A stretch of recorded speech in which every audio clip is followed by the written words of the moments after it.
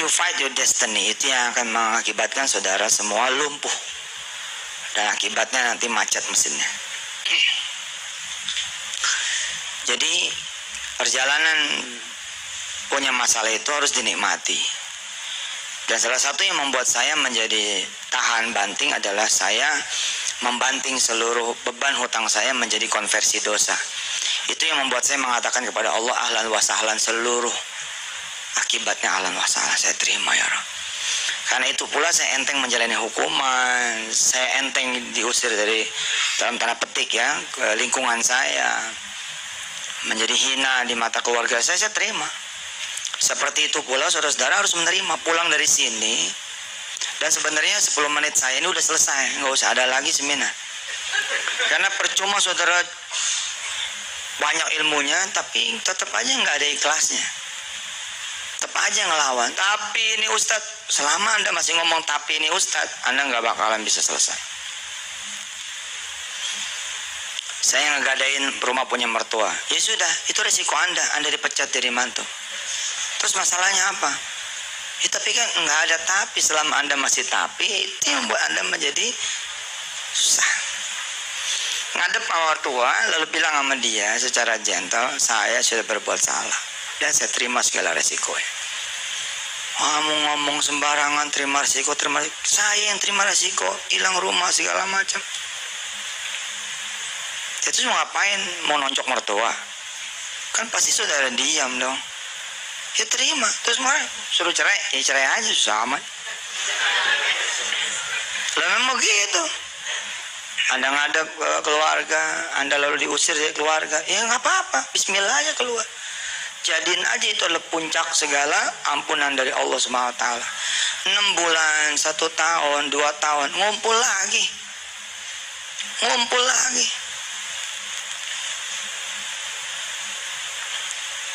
Umroh bareng, tawaf di Baitullah, cerita-cerita habis selesai tawaf. Maafin ya mantu, mau punya salah apa-apa. Mudah-mudahan kamu jadi orang benar, insya Allah. Sebelah kiri tetap istri kita, di pangkuan tetap anak kita. Saya baru memahami ketika ibu saya bilang, jangan ngutang lagi, adepin, jangan ngutang lagi, adepin, jangan lari, adepin. Saya baru paham tuh. Nanti saya malu, udah malu mau diapain? Lu mau ngomong apa juga udah malu, nama lu udah jelek. Ya selesai saja sudah. Tapi kalau giro ini nggak ketutup, ya emang nggak ketutup, mau diapain? Istilah orang jalanan mah pasang badan beres, selesai. Karena segala nanti amalan tuh jadi sia-sia tuh kalau nggak ada nerimanya. Aduh nanti saya begini aja, malah jelek tauhidnya. Masa depan kok dibayangin. Lihat yang kemarin kita minta ampun dari Allah SWT, kepada Allah SWT kita mohon ampun semuanya, selesai. Tapi yang jadi masalah Ustaz, bukan semuanya udah masalah buat ente kalau ngomongnya begitu. Saya sih ridho, itu namanya nggak ridho. Kalau saya sih ridho, rumah saya hilang, cuman yang jadi masalah ada rumah orang-orang lain, udah nggak usah dipikirin. Emang lo Tuhan, gara-gara lo nggak ada, dia nggak bakal hilang rumahnya? Belum tentu. Siapa tahu Allah memilihkan Anda sebagai takdir buat dia. Nggak sedikit loh orang yang terima kasih kepada orang lain sebelumnya, termasuk saya. Alhamdulillah, I was the winner and I wanna be the winner forever. Saya pengen jadi the winner dari dulu. Makanya saya suka benci ya. Tingkatnya udah tingkat kabupaten sebelnya tuh. Daripada sebel, benci sama orang-orang yang nggak the winner gitu. Ada cacatnya. Subhanallah Ustaz, saya akhirnya harus cuci darah 2 minggu sekali. Itu masih cacat tuh kalimat. Belum the winner Paul. Alhamdulillah akhirnya saya merasakan juga cuci darah 2 kali seminggu. Itu baru the winner. Apalagi kalau masih ada nggak kebayang sama saya dari mana saya punya duit. Makin the loser tuh. Polanya udah hajar aja, udah masalah mah tungguin aja depan yang nagih. Pama datang yang nagih-nagih hadapin aja. Umpama kata keluar segala kebun binatang, ya emang itu ente udah. Ya mau diapain? Istilah saya mah kalau ente juara keempat, diwawancara ente nggak mau. Jangan begitu, bilang dong sama wartawan. Iya saya juara 4. Next will be the 3. Nanti bakal jadi yang ketiga. Besok ketiga saya will be the 2. Besok ini menit ini detik ini you are ya you are. Anda ya Anda. Jangan usah dilawan, mau diapain lawan? Kamu harus keluar dari kontrakan kamu kalau siang ini nggak bayar. Terus mau ngapain nanti? Mau minjam? Itu yang membuat bibit jadi mulai utang baru. Nggak kelar juga utang lama. Siapa sih yang bisa mengusir Anda dari kontrakan Anda? Allah. Kalau itu terjadi, kenapa lo diusir? Mikirin begitu. Karena begitu saya ngebanting ke dosa terus aja. Utang pertama yang dibebankan oleh Allah kepada saya dari seseorang, pertama dalam sejarah hidup saya, di gerbang pintu rumah dia saya bilang, Rabbana zalamna anfusana wa illam taghfir lana tarhamna lakunanna minal khasirin. Saya tahu apa yang sedang saya lakukan dan yang sudah saya lakukan, dan saya tahu sepertinya saya sedang menerima segala akibat yang pernah saya lakukan. Rabb, bila utang 30 juta ini masih kurang untuk menutup seluruh dosa-dosa saya, kasih lagi ya Rabb, saya ridho. Dan beneran dikasih lagi, nggak nyangka kalau Tuhan merespon. Beneran gue bilang, kan gitu basa-basi kan begitu ya. Terima. Orang suka bilang, kenapa ya? Oh, utang saya malah tambah gede.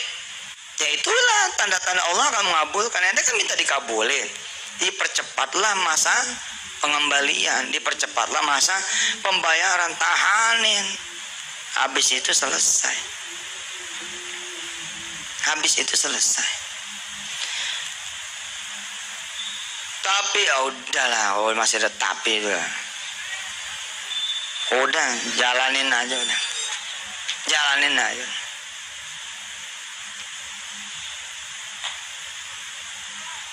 Dulu seling saya balik, yang saya hajar amalan dulu, ini dulu, itu dulu, bertakhir pasrah.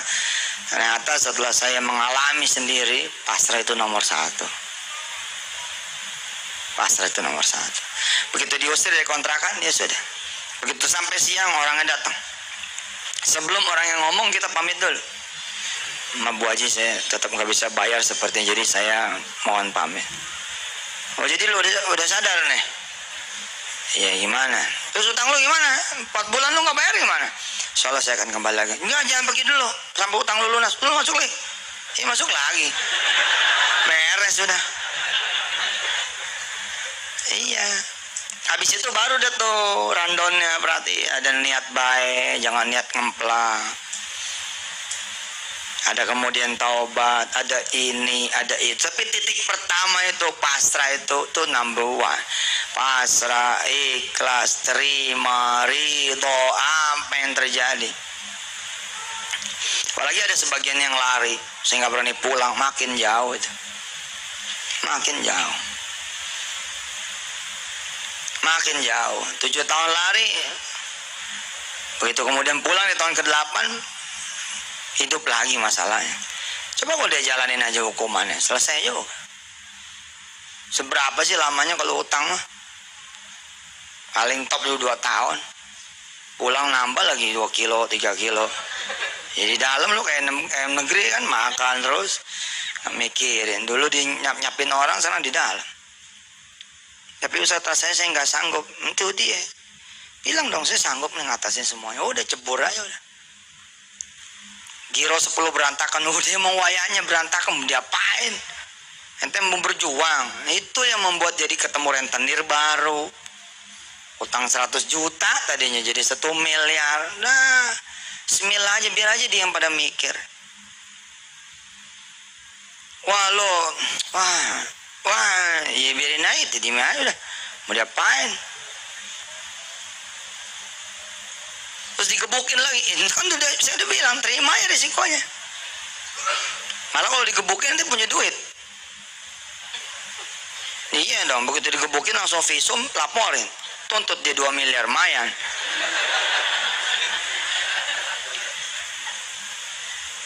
Itu dulu, baru nanti ada rundown berikutnya, termasuk mendoakan yang Anda punya utang. sholatin buat dia, salawatin buat dia dan seterusnya. Ayo lo masih ngelawan, apalagi nggak ada the winnernya. Wah, ada masalah. Saya punya usaha udah 15 tahun, masa sih harus hancur? Emang nggak boleh orang ngancurin usaha ente? Belagu bener ente. Lagian kayak nggak punya salah aja sama 15 tahun.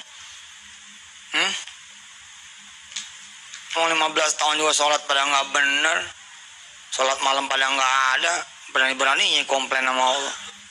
Ini kan gara-gara dia, wah makin gila lagi salahnya. Mana ada gara-gara dia? Atakhidu min dunihi alihatan yuridinir rahmanu bidurri la tughni anni syafa'atum syai'aw wa la yunqidun. Enggak ada sebab orang.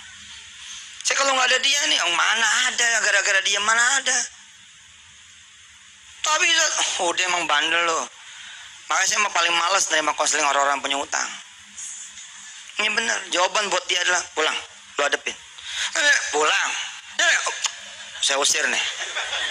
Macem-macem nih. Sebab ngomong macem-macem juga 2-3 jam, ujung-ujungnya saya harus apa? 2-3 jam ini, ujung-ujungnya apa? Terus saya mesti apa? Gila kan? 2-3 jam tuh. Kenapa? Yang ada di otaknya solusi, selalu solusi. Udah pasrah. Orang yang punya penyakit kanker pasrah, matinya cepet lah. Nyaman, enak, tenang, selesai. Set, udah. Kon, di sana ada paradise. Udah jannah di sana, udah heaven. Tapi kalau ngelawan, itu yang makin sulit. Ngelawan itu kan nambah dosa baru dia, nambah dosa baru, akhirnya makin parah. Tapi begitu dia tenang, Allah sempat kembalikan dulu badannya, Allah bikin sehat dulu, Allah bikin ngaji dulu, bikin sana sini, habis itu drop lagi, selesai. Tapi kalau makin ngelawan, makin habis. Lihat orang-orang yang kemo, habis betul. Bukan berarti nggak boleh ikhtiar. Ikhtiar itu baru bener kalau pasrahnya ada. Kalau pasrahnya nggak ada, saya bilang ente panik, bukan ikhtiar. Ente panik, bukan ikhtiar. Apalagi kalau sudah, nanti kalau nggak dapat bahaya nih. Itu jadi Tuhan kan ikhtiarnya kan? Nggak ada itu. Urusannya cuman ente sama Allah. Ini memang unik sekali ini urusan utang ini. 10.000 ahli kelas, 10.000 ayat kursi nggak ngaruh. Selama tauhidnya nggak benar, imannya nggak benar, pasrahnya nggak benar. Apa sih lagian gitu? Saya udah ahlinya loh ya, astagfirullahaladzim saya ngomong, dan Allah tidak mengazab saya.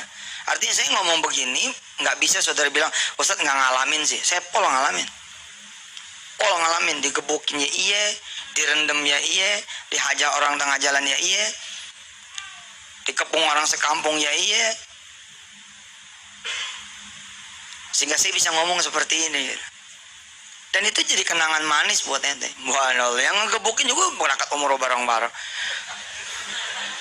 Nah, yang menjadi staf saya. Loh, itulah Allah. Itulah Allah.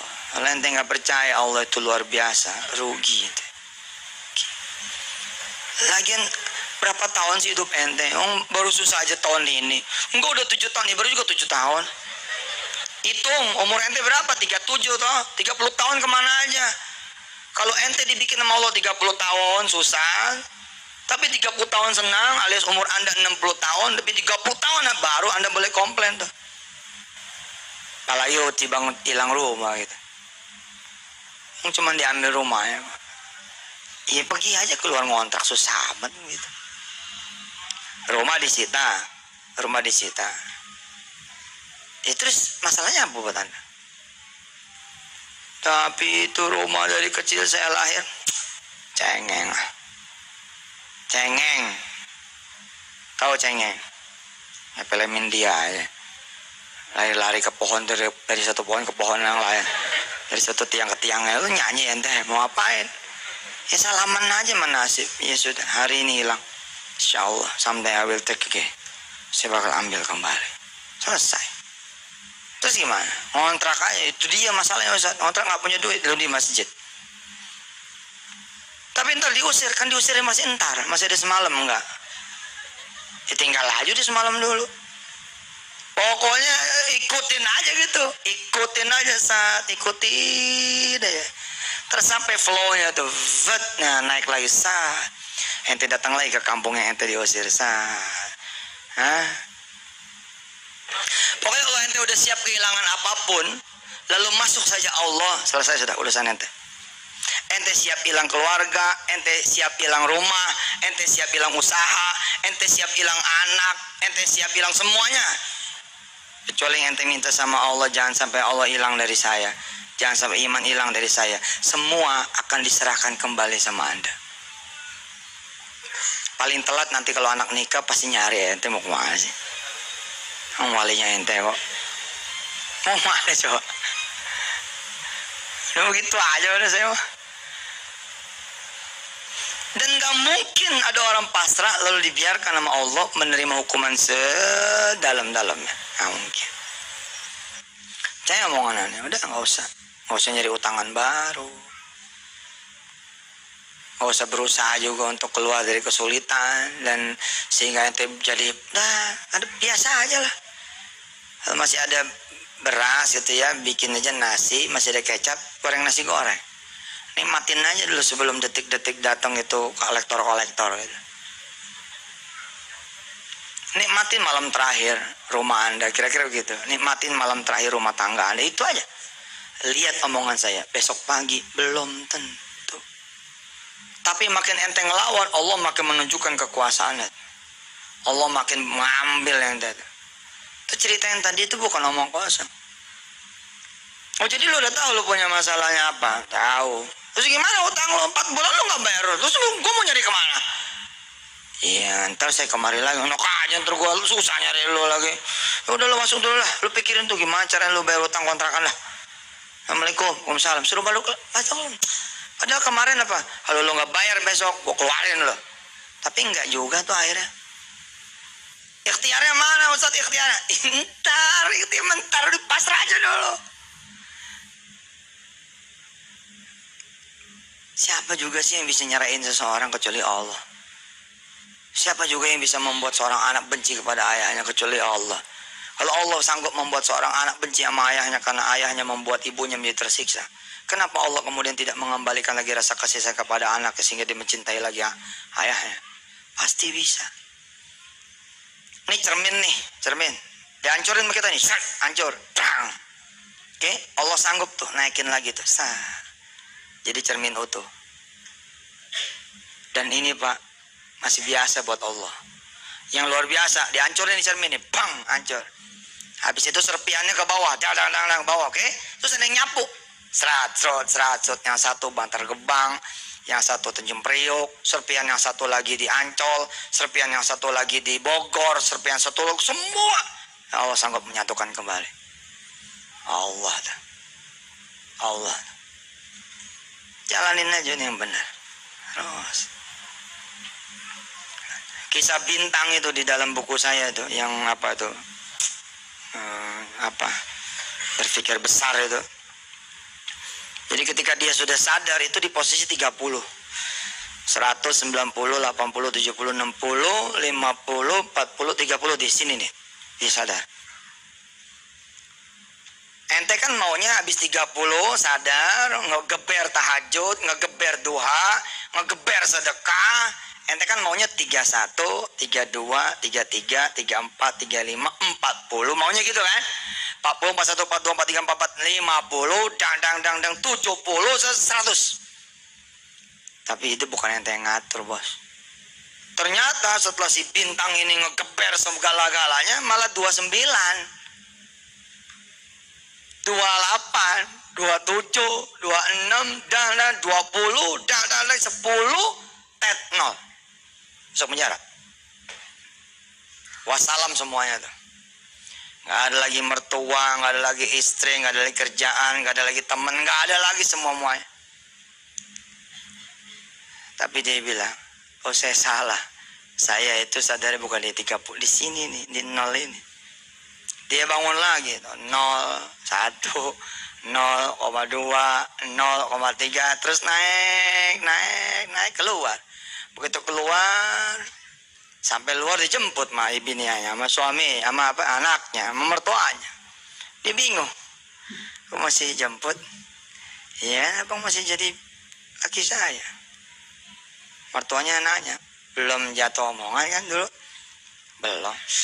Ya udah kalau belum mah, ya udah usahalah apa kira yang lancar sekarang. Itu bini kamu. Terus mereka mulai lagi dengan jualan bensin eceran.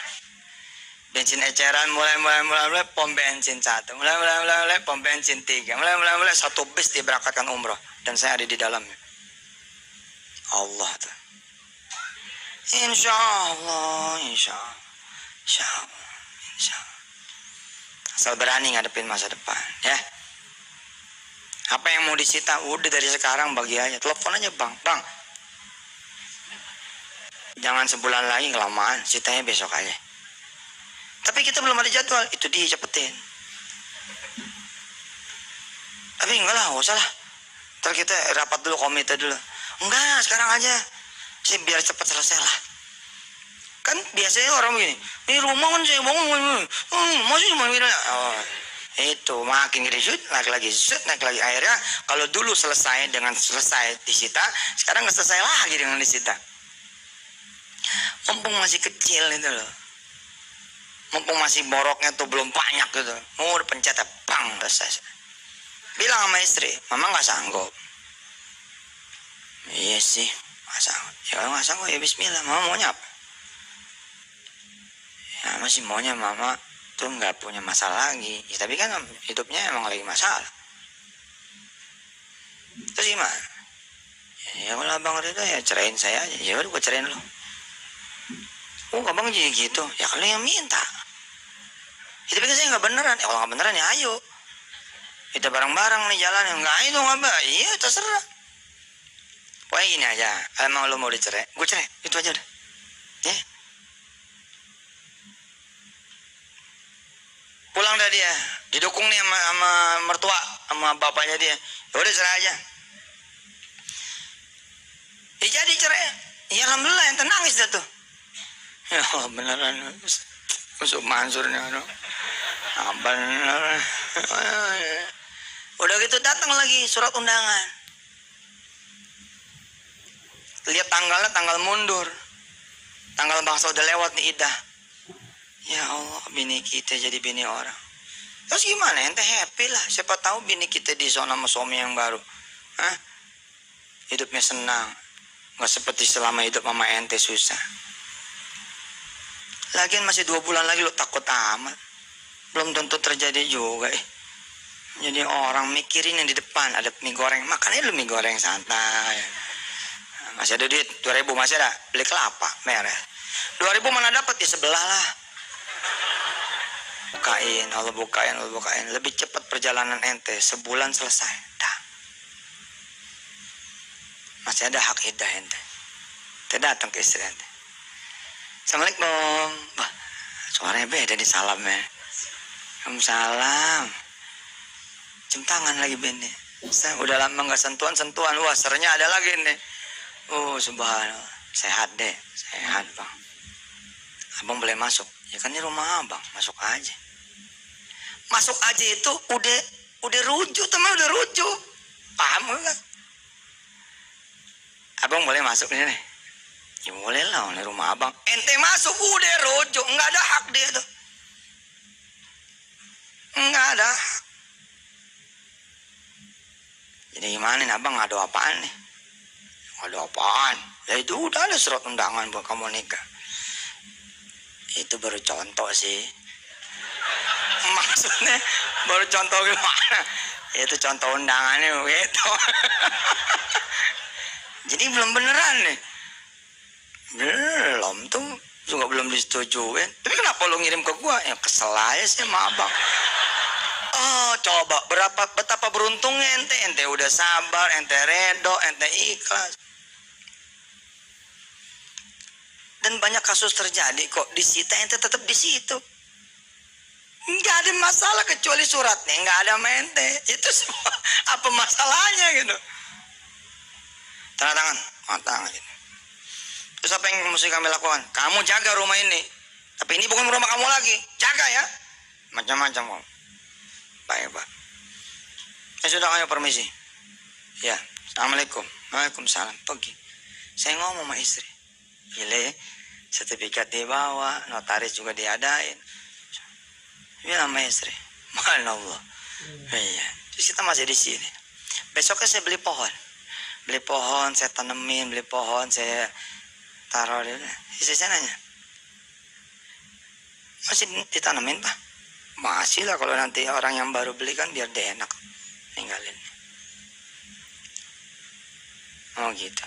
Terus itu nambah ruangan sana, nambah aja nggak apa-apa. Sebulan nggak datang, 2 bulan nggak datang, 4 bulan datang. Sehat Ustad? Sehat. Ibu titip salam sama Ustad. Ya, rumah ini nggak jadi diambil. Nah, terus ya ini kita bawa suratnya. Cuman ini ada yang harus ente tanda tanganin. Apaan ini? Ente tanda tanganin, ente mengakui utang. Sekian mesti bayar sekian. Oh iya sini. Nah, tangannya susah amat. Dari dulu saya begini easy. Orang-orang bilang begini. Oh itu main gampang aja. Maaf sudah. Urusannya apaan? Tangan aja. Rumah aja ada disita. Tapi kan saya tetap harus bayar. Bayar aja maaf. Tapi kan gak ada duitnya. Lihat dong tanggalnya. Tanggal sekian Anda mesti bayar per bulan sekian. Ya kan tinggal ngomong mau. Sama sih. Ya, setelah dua saya bilang mau Allah pertama terima kasih dulu nih surat rumah balik. Yang kedua alhamdulillah kalau udah bayar tanggal sekian. Ya udah saya bilang jangan lupa tuh tanggal sekian ya Allah, kalau bisa 1 hari sebelumnya dapat duit beres. Kalau nggak dapat duit gimana? Hadapin lagi susah amat. Begitu aja hidup mah. Jangan dibudakin sama masalah. Begitu tanggalnya nggak ada, itu mau ngapain? Peristiwanya pasti balik-balik lagi kan? Ya hadapin aja lagi.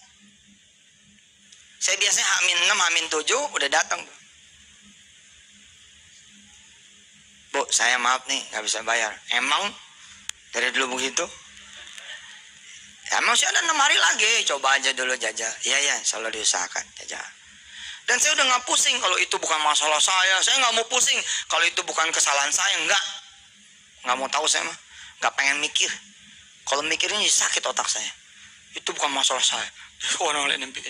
Itu nggak lah. Udah saya terima aja. Udah saya bayar.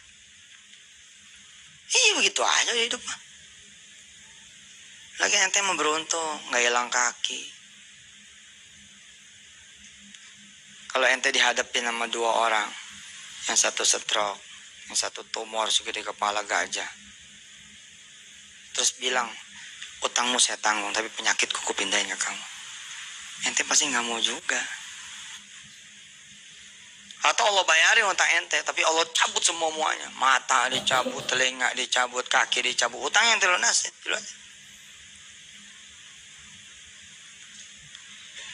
Ada orang datang ke saya, ya Allah Ustaz, saya pengen bunuh diri. Ya udah silakan. Ustaz begitu sih, kayaknya ente yang mau. Tapi kan mestinya Ustaz ngelarang. Gak lah, silakan aja. Berarti Ustaz nyalakain saya. Ente yang ngomong bunuh diri.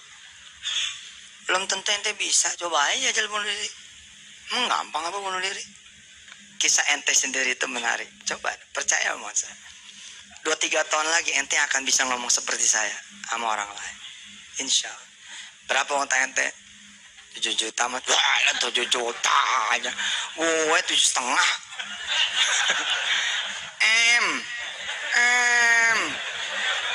Bangga dong ya.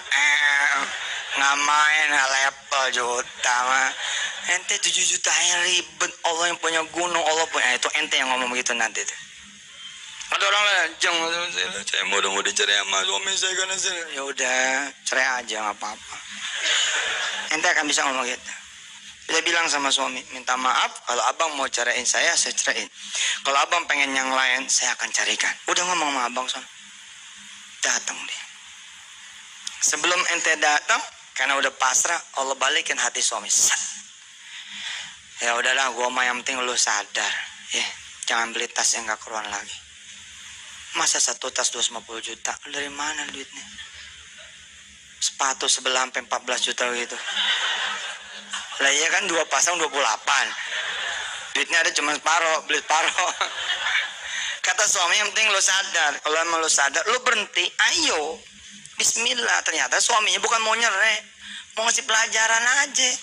Entenya aja gedebak panik. Apalagi Allah, Pak, Allah nggak pernah niat jahat mente pada, nggak pernah niat jahat. Aku akan memulai hidupku yang baru. Kalau emang ini masalah menjadi dosa saya, terampuni, ampuni ya Allah. Habis ini saya terima semuanya. Dah, nikmati sisa hari ini, nikmati. Tar sholat zuhur, sholat asar, sholat maghrib, sholat isya, terus gitu. Sudah, terima semua. Dah, beres. Terus tentang amal-amal lagi mana Ustaz? Nah, itu ilmu. Kalau emang perlu yang begitu, ya silakan. Silakan terusin seminarnya, terusin belajarnya, terusin kemudian kuliahnya, terusin ngajinya. Mudah-mudahan jadi ilmu. Mudah-mudahan Allah kasih kepasrahan di hati ibu bapak semua. Dan saya senang sekali kalau ada yang hadir kemari bukan karena utang, tapi pengen belajar. Karena sebagian muka-mukanya nih sebenarnya bukan muka punya utang. Sebenarnya iya. Ada juga orang-orang yang pengen datang, pengen tahu aja kayak apa sih. Pengen tahu ilmunya supaya bisa ngasih tahu orang lain. Ya kan? Insya Allah. Baik, Bapak Ibu yang dirahmati Allah, terima kasih. Kita baca doa. Ikutin saya.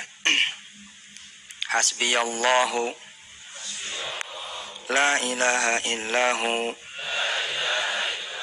alaihi tawakkaltu wa huwa rabbul arsyil azim. Hasbiyallahu la ilaha illahu alaihi tawakkaltu wa huwa rabbul arsyil azim. Hasbiyallahu la ilaha illahu alaihi tawakkaltu wa huwa rabbul arsyil azim. Hasbiyallahu la ilaha illahu alaihi tawakkaltu wa huwa rabbul arsyil azim. Hasbiyallahu la ilaha illahu alaihi tawakkaltu wa huwa rabbul arsyil azim. Hasbiyallahu la ilaha illahu alaihi tawakkaltu wa huwa rabbul arsyil azim. Itu ada di surah At-Taubah. Surah At-Taubah ayat terakhir. Baca 7 kali setiap hari, renungin maknanya, renung artinya. Hasbiyallah, cukup sudah bagi ke Allah. La ilaha illahu, tidak ada yang bisa bayarin utang kecuali Allah. Tidak ada yang bisa beli rumah saya kecuali Allah. Tidak ada yang bisa jual tanah saya kecuali Allah. Tidak ada yang bisa nyelamatin saya kecuali Allah. Tidak ada yang menghina saya kecuali Allah. Tidak ada yang memaki saya kecuali Allah. Tidak ada yang mojokin saya kecuali Allah. Tidak ada yang membuat saya sulit kecuali Allah. Tidak ada yang membuat saya menderita kecuali Allah. Semua tauhid. Alih tawakal itu kepadamu ya Allah, kuserahkan semuanya. Termasuk serahin semuanya yang memang pengen diminta mau, bagi aja udah. Wa rabbul arsyil azim. Dialah Allah, pemegang segala arsy yang agung. Bapak Ibu yang dirahmati Allah, pasrah, nerima, ridha, ikhlas, ini adalah the beginning, awalnya. Habis itu ada ilmu-ilmu yang lain yang memang perlu dipelajari. Anda harus jadi the winner diantaranya. Jangan ada ngomong begini, mati juga bakal mati. Nggak bakal. Jangan ngomong kayak begitu. Ngomonglah, insya Allah saya pasti akan bisa bayar. Insya Allah saya pasti akan bisa bayar. Walaupun kenyataannya Anda susah bayar, tapi katakan insya Allah pasti akan kebayar. Insya Allah. Dari mana? Pokoknya insya Allah. Yakin.